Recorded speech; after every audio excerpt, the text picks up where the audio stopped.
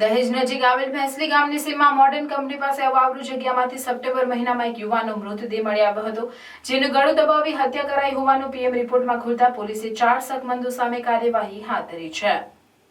યુપીના ઝાંસીના અતુલ પટેરિયાનો ભાઈ દિલીપ કુમાર ઉર્ફે દીપક વડોદરાની આર્યા રોડ લાઇન્સમાં સુપરવાઇઝર તરીકે નોકરી કરતો હતો અને ઝોલવા રહીને ડ્રાઈવરોનો હિસાબ કિતાબ રાખતો હતો।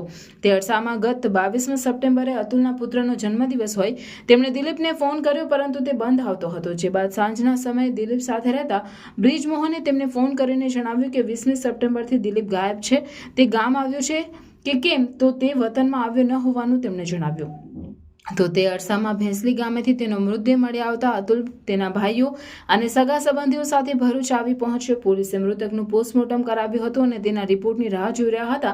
બીજી તરફ પોલીસ તપાસમાં મૃતક દિલીપ ઉર્ફ દીપકના કાર્ડથી અલગ અલગ એટીએમમાં તેના અકાઉન્ટમાંથી રૂપિયા ઉપાડ્યા હોવાનું માલુમ પડતા પરિવારજનોને પૂછતા તેમણે કોઈ રૂપિયા ઉપાડ્યા ન હોવાનું તેમજ આર્યા ટ્રાન્સપોર્ટમાં ડ્રાઇવિંગ કરતા શાહનવાઝ ઉર્ફે ખર્શીદ ઉર્ફે સાહિલ તેમજ સોહેલ અહેમદ પ્રતાપગઢ સાથે રૂપિયાની લેવડ દેવડમાં વિવાદ થયો હોવાનું માલુમ પડ્યું હતું।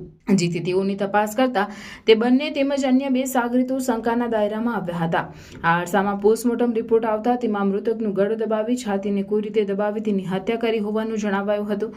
જેથી પોલીસે 4 શકમંદો શાહનવાઝ ઉર્ફે ખુરશીદ ઉર્ફે સાહિલ, સોહેલ અહેમદ, મોહમ્મદ હદીશ તેમજ મોહમ્મદ અનસ સામે હત્યાનો ગુનો નોંધી તપાસ હાથ ધરી છે।